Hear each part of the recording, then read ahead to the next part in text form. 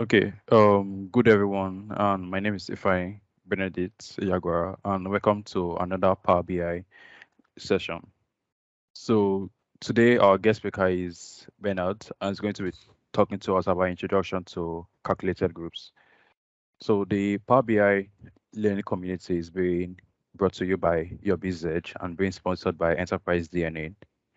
Enterprise DNA is the data-oriented company that seek to empower valuable Power BI users with their analytic thinking and insight generation possibilities. And you should check out their courses. Then UrBizEdge is a Microsoft certified enterprise solution firm in Nigeria. They offer Excel, Power BI, financial modeling, data analysis services to companies to promote growth and development.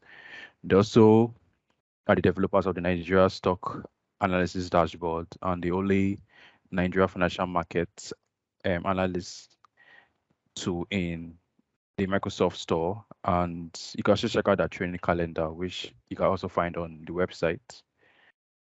Then today, our guest speaker is Bernard. Bernard is a senior Power BI developer and partners at Esbrina, which is a data consulting company based in Spain. He works with several technology, but he fell in love with Power BI and DAX in particular. In the past, he usually works a lot with Excel, VBA. He has a lot of ongoing projects, which has to do with supporting the rollout of Power BI for large multinational companies. You can also check him out on Twitter, which this is Twitter handle, and also again on LinkedIn. And again, he also has a blog, so I'll be sharing all that in the chat box. Hello, Bernard. How are you doing? Hey, hello everyone. Very glad to be here. So, if it's okay, I'll just jump into the presentation.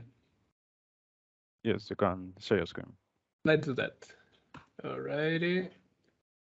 Okay, let me put that back on the other screen because why is this? I mean, yeah, Teams. Okay, whatever. Okay, now, very good. So, well, welcome everyone. So today I'm going to walk you through an introduction of calculation groups, which is a feature which is part of the tabular model, even though we'll see that it's not so easy to deal with Power BI, but there are external tools that can make this possible and very recommendable actually. So let's get started.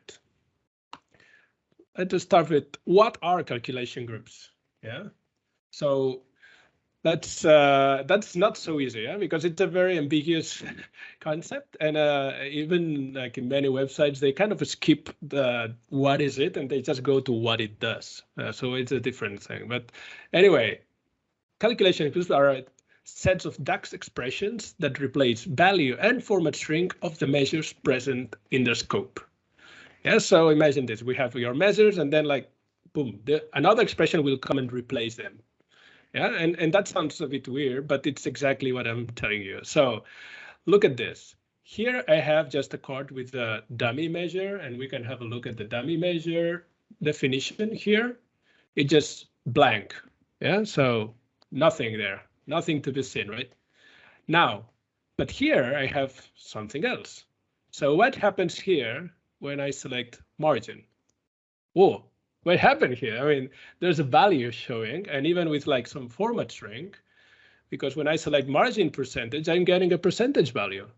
But still, this is the same dummy measure. So nothing changed here, and my measure is still the same. Yet, inside the visual, we're seeing something else. Why? Well, because an expression came and replaced the measure by something else. Okay, so this is one thing, and we see also the format string also changed. So this is very important as well. Okay, very good. So now that we know what calculation groups are, let's have a look. Well, we cannot see, yeah? The DAX expressions cannot be seen inside Power BI. Yeah, where are these expressions? Yeah, you might ask. I say, okay, well, maybe we can have a clue here. Let's see where this comes from. Okay, this is a column from this table. So maybe we can go in the table and see what the expressions are, right? However, if we go here and we select the column here, There is nothing. There's just names, and there's an ordinal column, which is not clear what it does yet. Where are the expressions? Well, they are not visible in Power BI Desktop, so this is what it is. Huh? Just look. I mean, even if you look at the icon here, it's just like a regular table, but it's not. Yeah? So it's a very different thing. So let's continue. How do we build calculation groups? Very important. So here, the important thing is that you cannot build them inside Power BI Desktop as of today. Yeah, maybe it will come in the future, but today you cannot. So we have to go to external tools. And from all the external tools, there are a few options, but really just one good one, which is a Tabular Editor 2, which is free. Or if you have a license and you can use Tabular Editor 3, it's the same thing, but nicer. Yeah. Today I'll be using 2 because so everyone can join the fun. Yeah. So let's try and do it. So first here, what we'll do is so we have a dummy measure, and we would like to be able to show any different measures that we have, right? So I'll open Tabular Editor. This can be downloaded on internet, and this is free. Here I have well, some configuration that says that I can do a bit more things on the model, which is sometimes might be a bit dangerous. I just leave it on because I don't do such weird things, so I'm okay. So anyway, here we're connected to the model. I don't know if you're familiar with. Let me just turn this on. Zoom it. Okay, so we can. Yeah, so here we have our model, and inside our model, we can see the tables that we have in our model here. Yeah, I already have some calculation groups here, but we're not going to use them because we want to see how this works. So what we'll do is we'll create a new calculation group. Yeah, and we have to put a name. So we'll call this dynamic measure 2. Okay. So once you give it a name, then here this name thing is the column that we just saw for the other one. I strongly recommend to change the name of this one. And I always use the same name, dynamic measure 2. And here you see we have like a small folder inside the calculation group, which is where all the calculation items live. Each item, calculation item, is one of these pairs of expressions that I was just telling you about, in which one replaces the value and the other one replaces the format string. Yeah. So let's do it. We do right click here and say new calculation item. And now you define a name. The name is the only thing that will be visible from Power BI Desktop. So we're trying to reproduce what we just saw. So maybe we can have a calculation item called sales amount. Yeah. And we want, when this is selected, then we want to replace this dummy measure that we have, which is blank, for our measure with sales amount, because this is what we want to see, right? So here on the right-hand side, you see we have, here it says expression. Expression is really the value expression. Yeah, say this is the main one, but it depends. Yeah, so and here we have to write it, but you see we don't have any IntelliSense. So in Tabular Editor 2, you can do a few things, but I can also, where is it? No, store no. In the sales one, oh no, sorry. Here we are in the calculation item, and I can. Oh, I'm okay. I didn't have turned on the measures. Yeah. So now here I want my sales amount measure here. You can drag and drop. Yeah. Okay. So this is possible. So my sales amount measure, calculation item definition is just my sales amount measure. Okay. And then well, and we can do another one just to see how it works. And we can have another one, which is, I don't know, like margin, which is margin.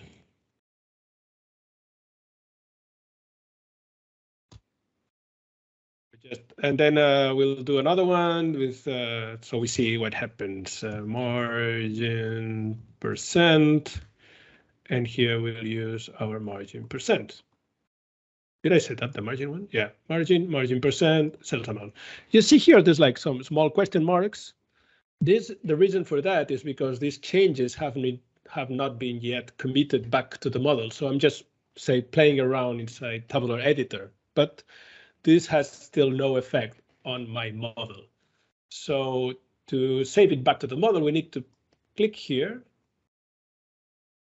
And then if we go back to Tabular Editor, say one or more calculation groups need to be manually refreshed. So this is what we have to do. So we click here. And now we see already the dynamic measure 2, which is here. Very nice. So what we can do now is here we'll drag this over here, and we have our new calculation items as a filter. So if I select sales amount, okay, I see, but something else happened, right?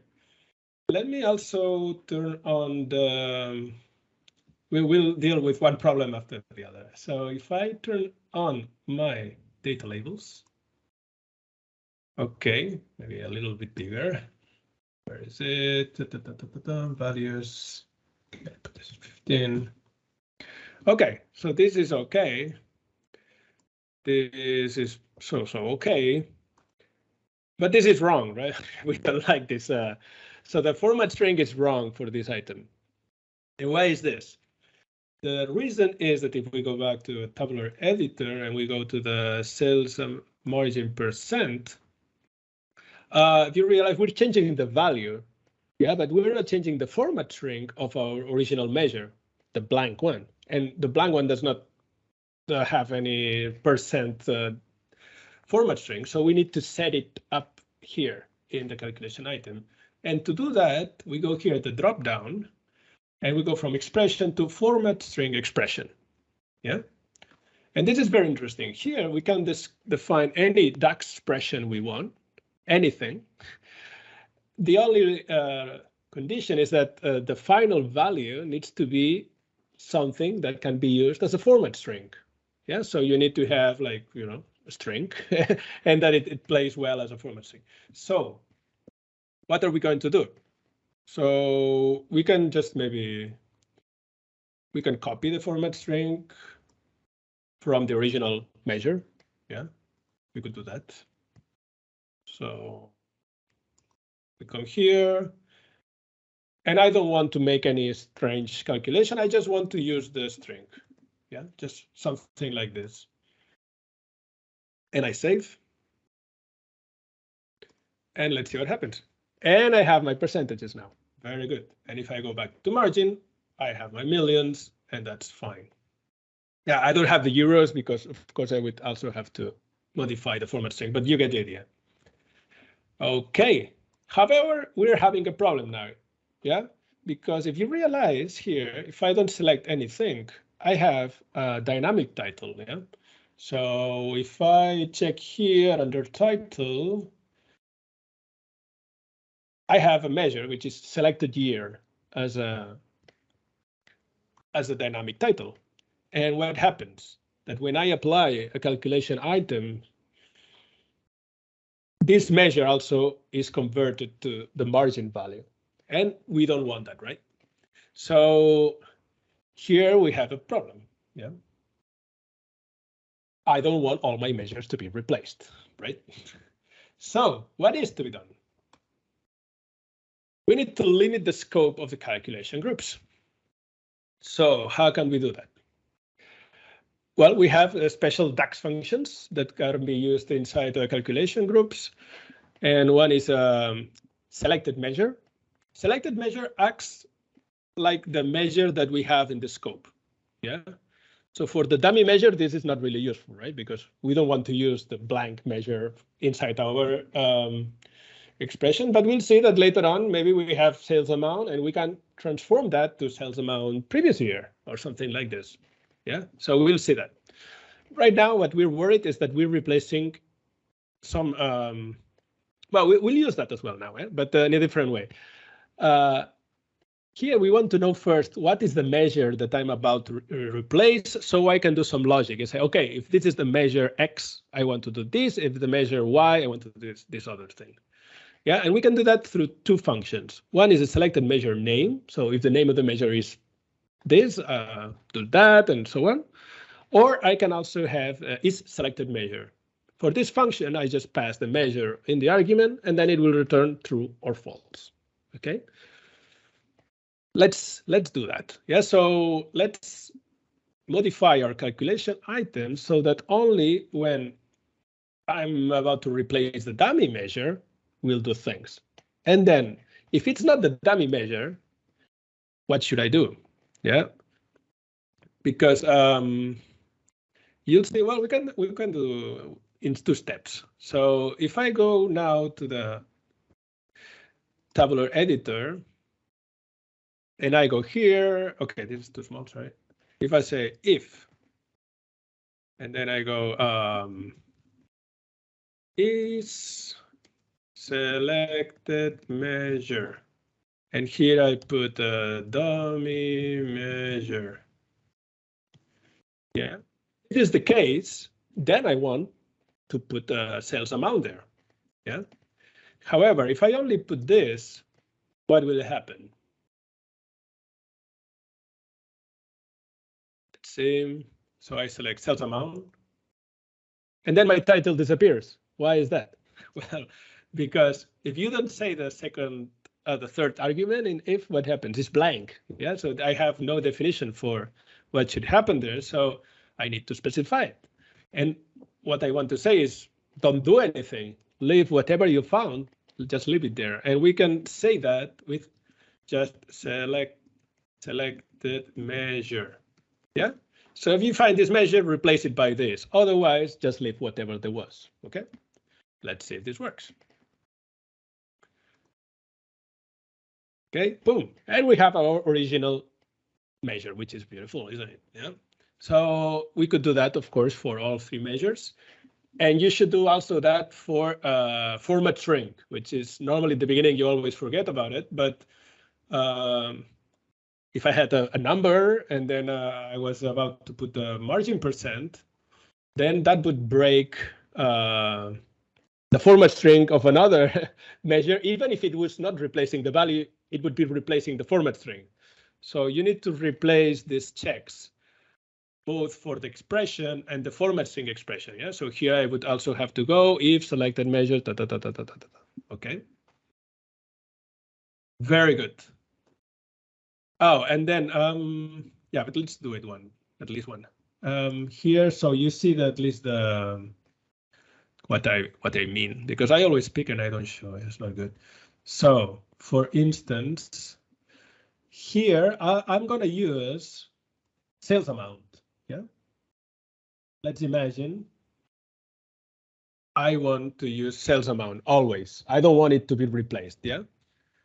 However, if I select margin %, this is replacing. Oh, wait. First, let's fix the margin %. So I go to margin % and I say, OK, if selected measure, dummy measure, and margin %, otherwise selected. Oh, no, is selected measure. Sorry about this. Is selected measure, then selected measure, right? There we close. Good. If I only do this, what happens? You see, now I get the value, but as a %, which is tragic. We don't want that, right?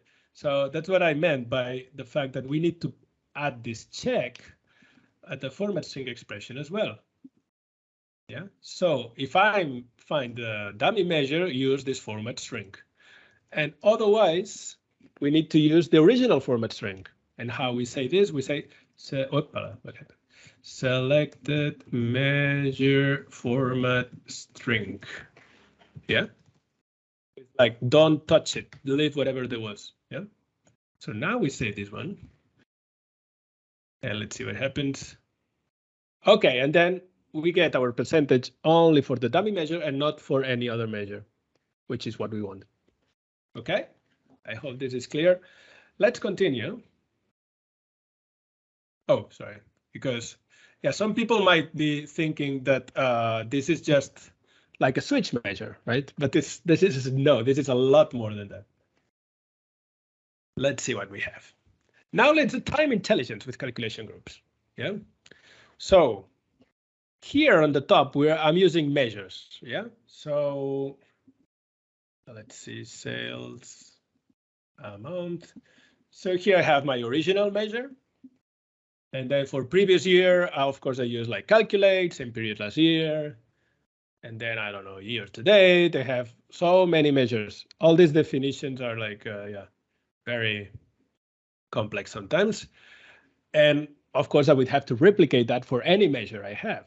Yeah, so if I want to do time intelligence on my margin or my total cost, I would have to replicate all this, only changing small bits of it.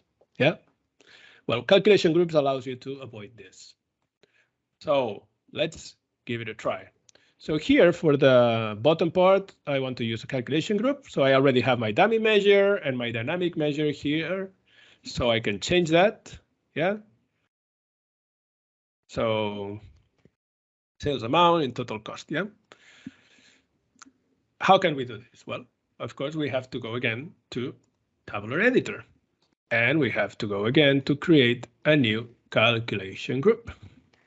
And we'll call that time intelligence 2. We'll call this and also the other one time intelligence 2. And now we'll do the first one. The first one is very easy, which will be like current year. What do we need to do for current year? Nothing. Yeah. So we'll just go selected measure.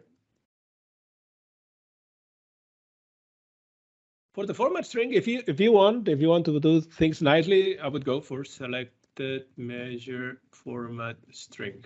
But you don't really have to, because if you don't put anything, it kind of works as well. It doesn't change anything. But I think it's better to put it. Yeah. But this is too easy. Yeah, we want to do at least one. Yeah, so we want to do the one for previous year. Now, how can we do previous year? I don't know DAX, and here I have no IntelliSense. This is terrible. It's not that bad. Because if you already have a measure that does it, then you can just go and copy the whole thing. Yeah, we go here. We can even format it. Hello. Okay, didn't for maybe it's too big. Okay, but the only thing we need to change is this little part, right? Okay, where's the closing? Okay, there it is. Yeah. So I don't want to return always sales amount. I want to replace to use whatever is in the filter context. So if if something that looks like a margin is used, I want to really take that measure and apply this calculate around it. Yeah, as if I put like a jacket to the measure. So this would be selected measure. I'm using this selected measure. Here I'm skipping the part of checking what measure it is, but you should do it as well. Yeah. So we'll see later a beautiful calculation group which has all this built in. I'm just focusing here on the fact that I can use selected measure inside calculate and then do all these sort of transformations. Yeah. So and for the format spread, I'm not going to change the format string, so I'll just save back. Now we created a new calculation group, so we have to refresh. And let's see if we have it. Time intelligence 2. Very good. And here, this is a matrix. So what we'll have to do is we'll use the column in the column section of the matrix. And now we have current year and previous year, and you see that it works. So for previous year in 2008, it's giving me the value for current year 2007 and so on, which is very nice, isn't it? So we could do, of course, more complex, the expressions with variables, all these sort of things. It's the same thing. We just need to be aware that we're not going to use like sales amount as a measure, but just something else. And now, of course, the beautiful thing is that I can just select something else like margin, and it works as well. And here you have no way of doing that, yeah. And for margin percent, it even you see for previous year, I didn't say anything about the format string, but it just keeps the one it has, yeah. So here it's always the same, but anyway, the format string is respect. Okay, let me continue, because otherwise we'll be short for time. Now, how do we use calculation groups? You'll see already that we can use that as a field in a visual, yeah, which is very nice. Also, we can use it in the filter panel. Like in this case, you see I used sales amount here. And in the filter panel, I use the time intelligence column for previous year, and it works. So here, if I don't know, I could also modify this to year-over-year percent, and that would work as well. Okay. And now it returns because it's a bookmark. But and now, interesting one. This is you can also use them inside DAX expressions. This blew my mind when I first learned that. Yeah. So here you see I have a measure which is called sales previous year using color group. How does this work? Well, I mean, I said in the beginning, this is like a filter. So I think it's here. Yeah. You see? I'm just to calculate over sales amount, and as a filter, I'm using. Sorry. Yes. Bernat, I think you have zoomed, so we cannot see your screen again. You zoomed. Yes, not zoomed. Oh wait. Okay. Yes. Okay. It is okay now. Okay. Sorry. Maybe it was frozen or something. Okay. So here, let's see this expression. Yeah. So I'm using the original sales amount measure, and then I'm applying the calculation item as a filter inside the calculate expression. And this works as well, which is awesome. Yeah. So let's say, why would I do that? Yeah, I mean, normally I don't recommend it, but there is a very important reason you would do that.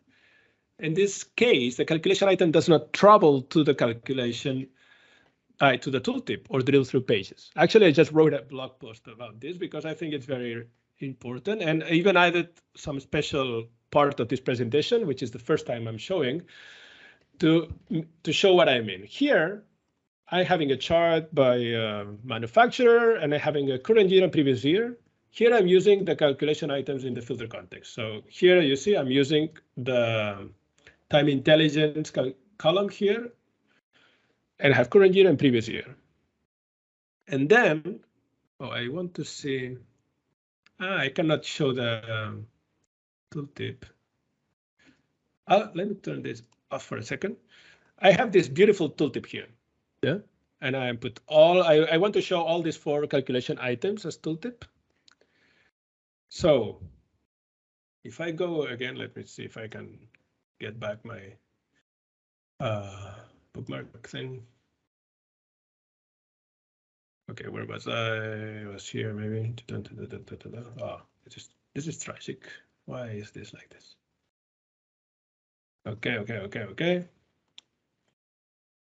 Okay, so I configured this tooltip for this chart, but what happens if I come here? You see, I only see one calculation item. Why is this?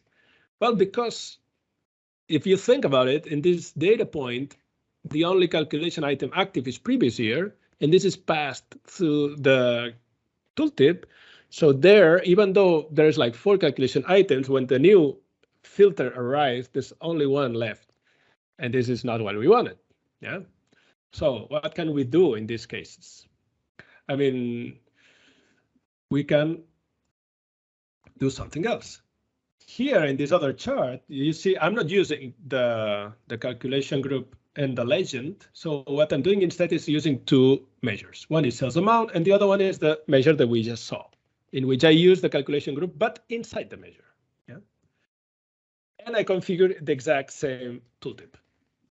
And now you see, I can see all the calculation items because the filter context does not contain the calculation group. So when it arrives there, there's no conflict, there's no problem. Yeah, it's all available for the tooltip. Yeah. Of course, maybe it's also good because here, if I select the sales previous year, it doesn't have any effect. But here, if I select previous year, you see here it's affecting my card because it's applying previous year to all the visuals in which it interacts.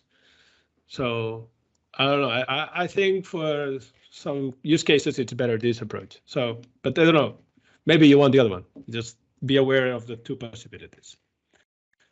So let's continue. Rules and warnings when using calculation groups. Yeah. So you need to be a few things you need to be aware of. One is that you can only use one calculation item of the same calculation group at the same time. And I mean, they can be active at the same time. Yeah. So for instance, here we have our initial card. If I select margin, I see the margin and margin percent. I see the margin percent. If I select both, I see the original measure. Yeah, none of them is applied, which makes sense, but just so that you're aware of it. Okay, what else? No new implicit measures can be created, and existing ones are not affected by calculation groups. Okay, if you're not aware of it, the implicit measures is when you like drag a numeric column to a card and then it just makes the sum for you. This is an implicit measure. An explicit measure is when you go and say create measure and then you say sum of the column. Yeah. So here, for instance, I don't have anything, but if I go into sales and I don't know, and I try to drag the unit cost here, I can't. Yeah. And because this is it's not possible. Yeah, because once you have calculation groups, there's like a model property that is called discourage implicit measures that must be in true. And of course, then you cannot do implicit measures. If you already have one, it will not go away. But if you then put like a filter like previous year, it's not affected. So it's not a good idea anyway. And now calculation groups only work on measures, cannot be used on variables or expressions. So it's not really like a DAX, custom DAX function. Yeah. So for instance, yeah, so that you understand what I mean, the wrong sales using cal groups, for example, I cannot do this. Yeah. So here I have an expression and then I'm trying to apply a filter. Not going to work. Yeah. This is not working. Here you need to have a measure. Yeah. Otherwise, it's not going to work. So you should do like this. This is okay. This is wrong. I mean, it does nothing. Yeah, so it will calculate this, but then it will not apply this. Okay. Very good. Now, can we use more than one calculation group simultaneously? Now it gets tricky. So the way that I make sense of this, because it's a bit complex, the easier is that here, imagine you have your measure, and then calculations groups have a property which is called precedence. Yeah. So imagine if you have a calculation group with precedence 1, it would be the one that remains closer to the measure. Yeah. And the n would be further. Imagine this like calculates, nested calculates. Yeah. So, and you know how this works. So this comes from the outside. This is the inside of the calculate. And then, well, there is some interactions going on. So anyway, which one will provide the correct formatting for year-over-year percent? Let's think about it. I have first the dynamic measure, and then I'm applying the time intelligence. Or I have the time intelligence, and then I apply the dynamic measure. Which one will return the correct formatting for year-over-year percent? Think your answer, A's, B's. Okay, so I think that now what is set up is a B. Yeah. So will this work? Let's see. No, it does not work. Yeah, it should be a percentage and it's not. Yeah, why? Because here time intelligence comes and say, okay, yeah, the format string should be a percentage, blah, blah, blah. But then later we have the other one. It says, no. If this is a sales amount, The format string should be euros. Yeah.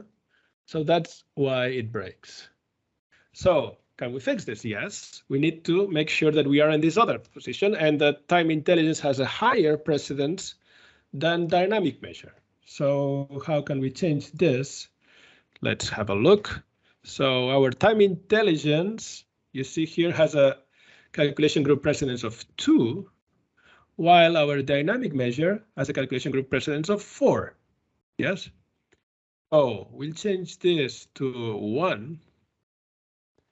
So this has 1 and the time intelligence has 2. Let's see if this works. Oh, sorry. Okay, because we created other ones. Okay, let's change this. I don't know. We'll put dynamic measure has, I don't know, like say 20. And time intelligence has 30. Yeah. And now we save it. Yeah, you cannot have like 2 calculation groups with the same precedence number. Yeah, that was the problem. And now we come back here and we see that we already have our beautiful percentage. Yeah, when we change, and of course it's just fine for the rest. And we have margin percent, we have percentage for all of them. Yeah. All right. So let's continue. Now you saw that it's a bit well, time consuming if you want to create a calculation group. You have to put the check of the measures and then this and then that and so on. But there are tabular editor scripts that can help you a lot. Yeah. Say, okay, but I don't know how to program. It's okay. Yeah. You don't have to be a developer to benefit from software. And there are scripts out there that you can just use and they just work. Let's see how this would go. Let me check here. Yes. Let me open this one. Let's see if it works. Yeah, something because I will already have so many groups there that I wanted to open a different one. Also, while this opens, I want to show you. This is my blog, and in this article, I kind of grouped some scripts of the 2 calculation scripts that are more useful, and actually the 2 that we just talked about. One is the dynamic measure calculation group. This is by John Winter. It has a YouTube where he explains how it goes, but we'll just go straight into the script. And so you just go here, oh, I don't know anything. It's okay. You just need to go and grab the contents. Yeah. So you copy this. And let's see if this opened already. Okay, I have this. Here I have a very basic model. Yeah, this is the Contoso one. Now I can open another instance of Tabular Editor as well, connected to this other model. Okay. Tables. Okay, I only have these 4 tables. Now I would go to advanced scripting, and then you just paste everything. Okay. And here for dynamic measure, you just need to select the measures and click play. This will work. But you can even go the next step, which is use save as custom action. And you call this dynamic measure. Okay. So now, even without this, you can just go here, write custom action, and you dynamic measure. And it's asking you what's the name of the calculation group you want. Dynamic measure, dynamic measure. Here you can call it dummy measure or the measure itself. This 3, you just leave it as it is. And here we have our calculation group. And you can see it already has all the checks and balances that we talked about for both the value and the measure, the value and the format string, and for all the measures that we selected. Could be 4, could be 20. Yeah, it would work just as well. Okay, that sounds very nice. We can save it and we can see how it goes. Okay. So here, if I remove sales amount, I can use now my dummy measure, which is this one. And I can use my dynamic measure here. And if I put sales amount, I have my sales amount, you have my margin percent, I have a margin percent. And if I turn on the labels, we're at the labels, serious labels. Oh, not as a serious data labels. They have the proper format string as well. Yeah, very good. And what about the other one? Yeah, the other one is also possible. So here, time intelligence calculation group, the same thing. You go to the GitHub, you copy the code, you go to Tabular Editor, you go to advanced scripting, you can just remove it, you paste the new one, and you can do the same thing. So you can save it as a custom action, and here you put like time intelligence. Okay. Okay. And now, if we select these 4 measures, we can select the 4 measures. Oh, yeah, and we want the dummy. It's okay. Here we cannot select measures from different tables. You don't have this problem in Tabular Editor 3, but it's no big deal. You'll see now what I mean. So here now, if I go custom actions, and I can select time intelligence. Yeah. Here, this asks me what's the name, time intelligence. It's fine for the column as well. And here, this will create a table for me inside my model with the names of the measures affected. Yeah. For this reason, you need to turn on the unsupported actions. I'll show you now where they are. Yeah, and this is for the table. And now it asks you questions about your model so it can build the proper expressions. So where's your fact table? My fact table is sales and the main date column, so order date. So to know if I have data for that period or not. Now, so what is your date table? This is my date table. What's the date column? This is my date column. And what's my year column? This is because it creates like some dynamic labels. Okay. And now we have our time intelligence affected measures. Very nice. And this is the table and this is the time intelligence. Yeah. Very good. So here you saw that affected measures expression. This is just like a table, you know. And for the calculation items, you see we have already many more calculation items, and they are very nicely set up.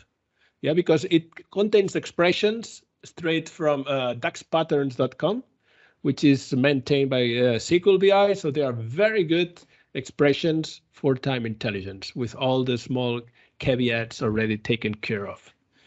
Yeah. So we save this back to the model. And we should have our new calculation group. So, and now where's the time intelligence? Yes. Oh, there's one thing. Yeah, if I now here in this chart, I'm using the dummy measure. So if I try to apply some, I don't know, so previous year, see nothing happens. Why? Because dummy measure is not one of the measures I selected, but that's okay. Because I can go to the time intelligence affected measure table and I just add it here. Say dummy measure. Yeah. Okay. And why is that? Because the way I build the expressions, I didn't use the is selected, but what I did is selected measure name. Yeah, so if selected measure name is in values of this column, then do this, then otherwise do that. So in this way, I have like a centralized list of measures that I want affected by the calculation group. And if I create a new measure I want to be affected, I put it there. But it's always safe because it will not break any dynamic title or anything because I would not put the name in that table. So I think it's a good approach. All right. Okay, see, I'm running out of time, so I'll just, I think that's pretty much what I wanted to speak about the theory, so to say. But is this the end? No, it's not the end. We're just getting started. And what I mean by this is that, well, you can do many more things. This is the very basic of calculation groups. At this point, if there's any question regarding what I talked so far, if there's anything else that you need clarification, or otherwise, I'll just open.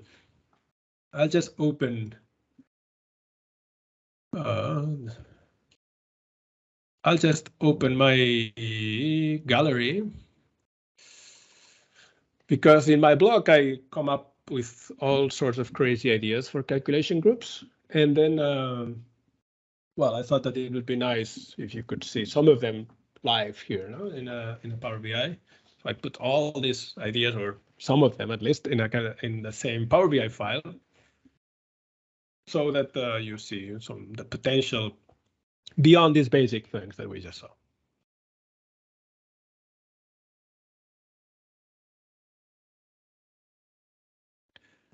Well, everything's now on the blog now. What? Everything is still on the blog. You mentioned those. Yeah. All these, there is all these use cases are explained in detail in my blog. Even you have like Power BI files to download from each of the use cases, and then and if you have any questions, you can always ping me on Twitter or something like this. So, well, you saw already we can use like to have different calculations without new measures, which is very nice. Also here, this is interesting.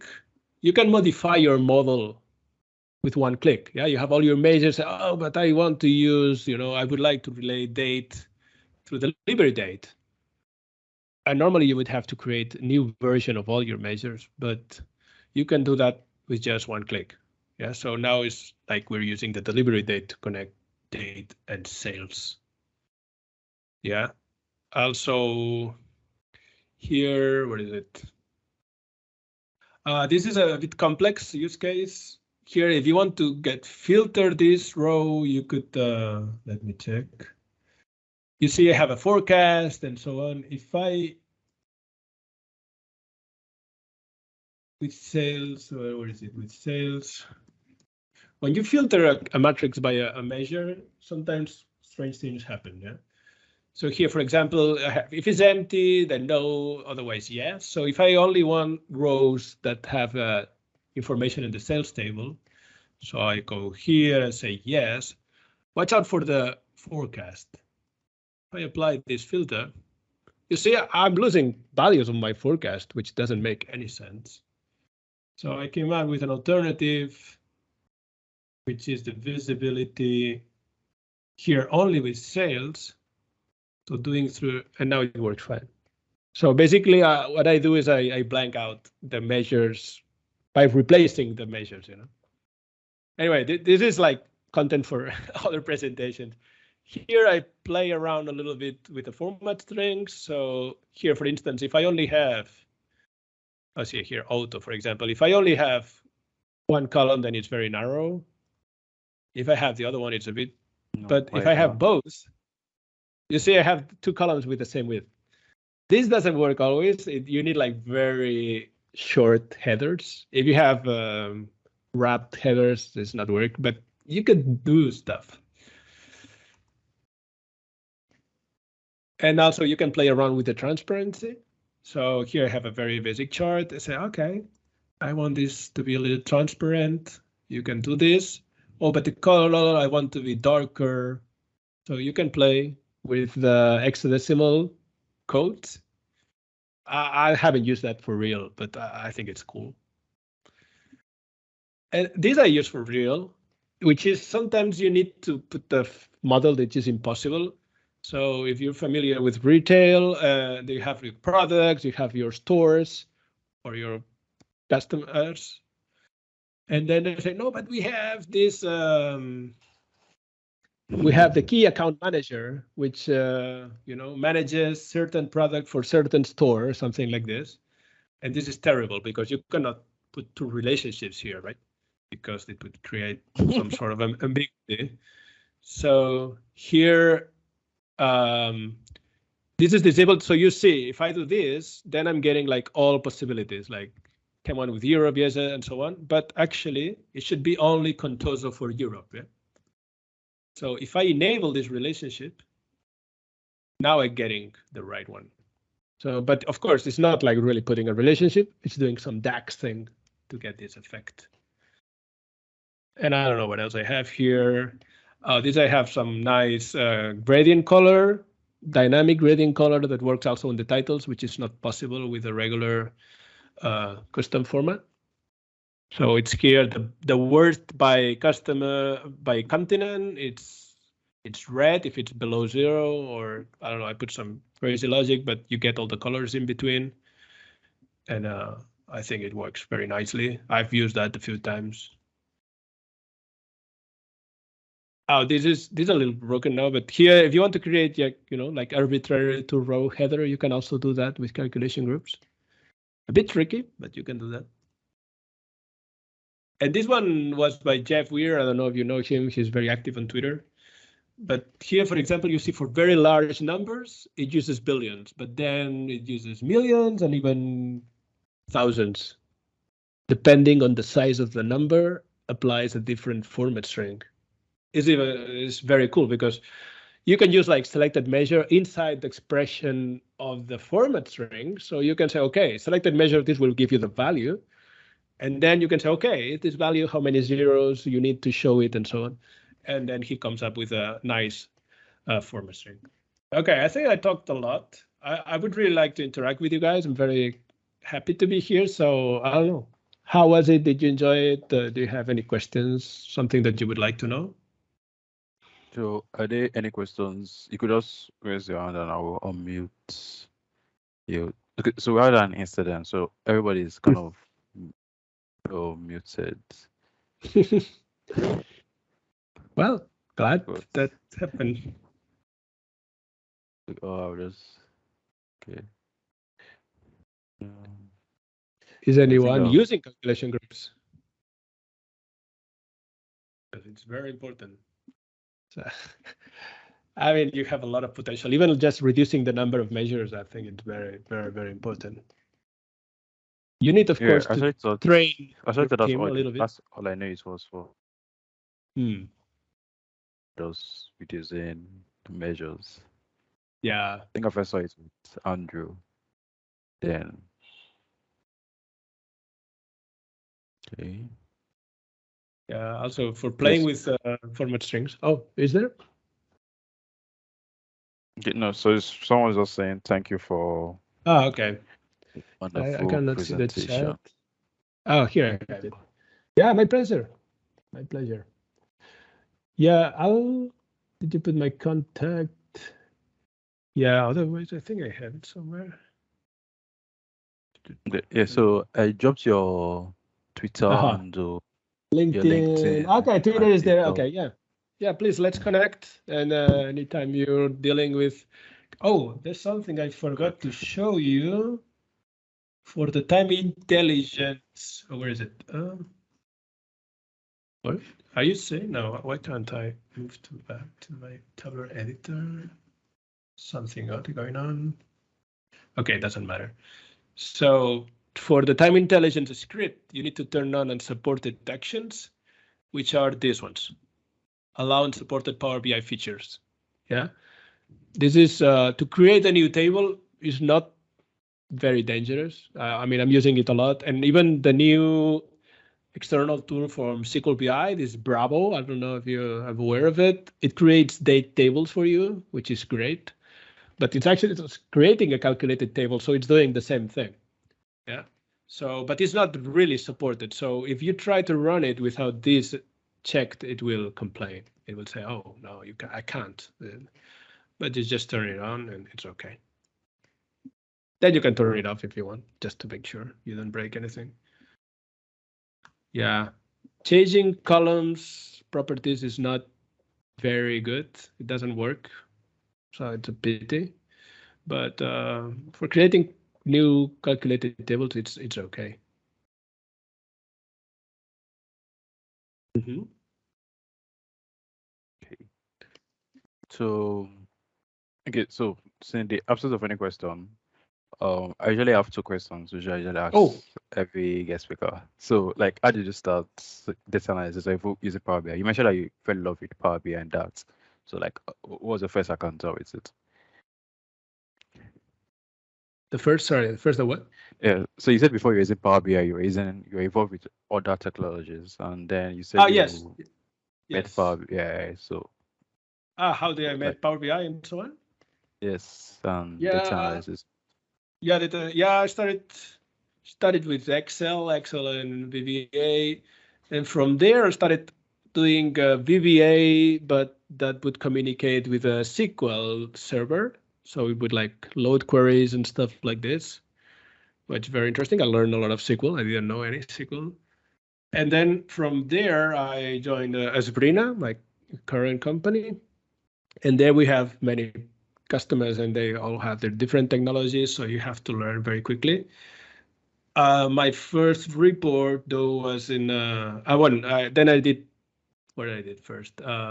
Yeah, I did something in Data Lake, very weird, but the first generation one, and even in Data Lake Analytics, which they're about to kill now, but it was using like very weird language called USQL. It's like C# plus SQL, very strange. But then report was with Tableau, which I didn't know much either. Very strange as well, but it was interesting. Then, but after a while, I did do a report in Power BI, and I tried to do it without proper training, and it was not a good experience. Very strange. No? I was like, what is going on here? I didn't know. But then they said, oh, Bernat, your next project is a Power BI support in a very large corporation. It was like, what are you talking about? I mean, I don't have that deep knowledge about Power BI. Like, yeah, you're fine. And I was like, okay. So anyway, then I read the book from Marco and Alberto, like the definitive guide to DAX. And then things started to make sense. It was like, oh my God, this is great. And then from there on, I just continued like following all their videos and stuff. And and then the greatest decision ever is to engage with the community. So I would recommend really to get yourself a Twitter account. You can follow me or whatever, because there's so much good interaction going on, and many people like post their latest blog post or new things about Power BI and things that I learned so much. Also, LinkedIn is fine. I prefer a bit more the agility of Twitter, and also, well, what you're doing right now. So participating in local communities is the best thing to learn Power BI. So really, just keep doing this amazing work you're doing here. I cannot even imagine doing something like every week. So really kudos to all of you that you're gathered here and you're learning. And yeah, I'm looking forward to the amazing things that you'll do. Thanks so much. Okay. So okay, I also mentioned that the Power BI Learning community is being powered by UrBizEdge and be sponsored by Enterprise DNA. So every week, but now we don't do it every week, but most time every week, the guest speaker can ask a question, and the first person to answer the right question in the chat box gets a free membership for Enterprise DNA. Okay, I'll make a question.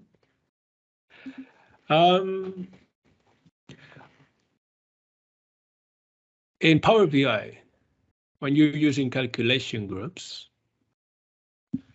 you can, let me see, you can have two calculation items active in the same filter context.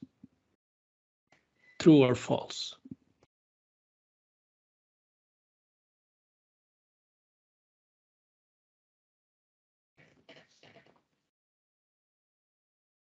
Yeah, that was good.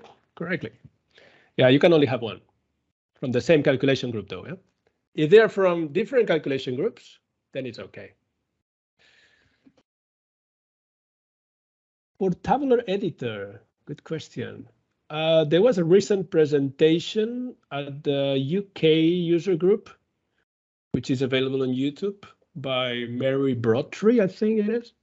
She did some good things. Also, just YouTube is your friend, I would say. So even the author has some good presentations. And of course, there's a lot now on the Tabular Editor 3, which is paid version. But I honestly, I mean, depends, of course, yeah. But if possible, it's a great program. It has a DAX debugger and all sorts of things. And even for desktop, I use the very cheapest version because the other ones are very expensive. But for personal use, if you work like every day, I think it's like buying yourself a good laptop or something like this. So it's very worth it.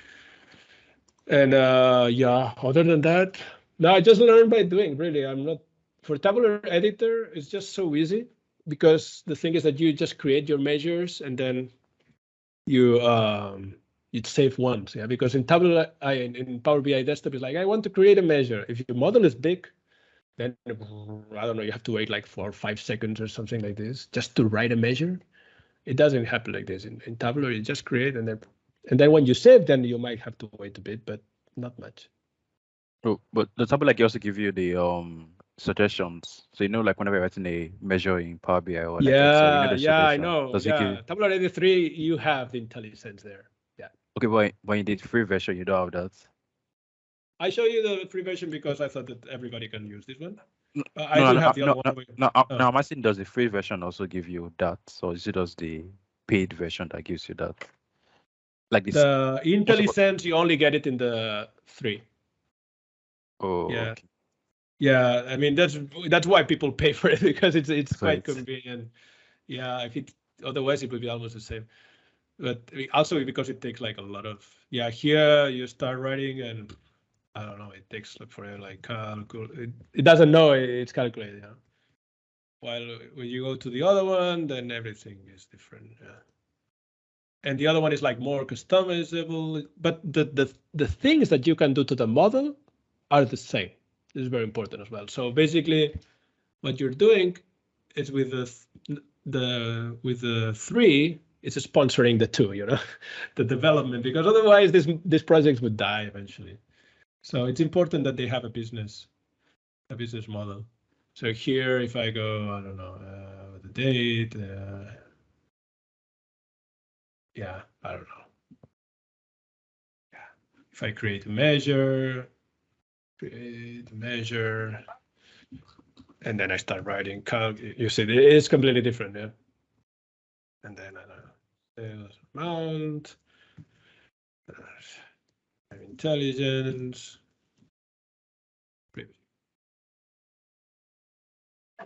And, well, you have the formatting for both. It is, but this has a few options that are quite nice. Yeah, you can build like a pivot table, and then you can see what's going on, and I don't know. But the scripting part is exactly the same as well. So the script that works in the 3 works in the 2. So no difference there. Yeah, I recommend you my blog. There is also a way to move to Visual Studio and then get IntelliSense on the scripts part, which is so good. Because otherwise writing a script is very, very difficult. But with the Visual Studio, then you put like a reference to the TOM, DLL, and so on, and you get all the good things.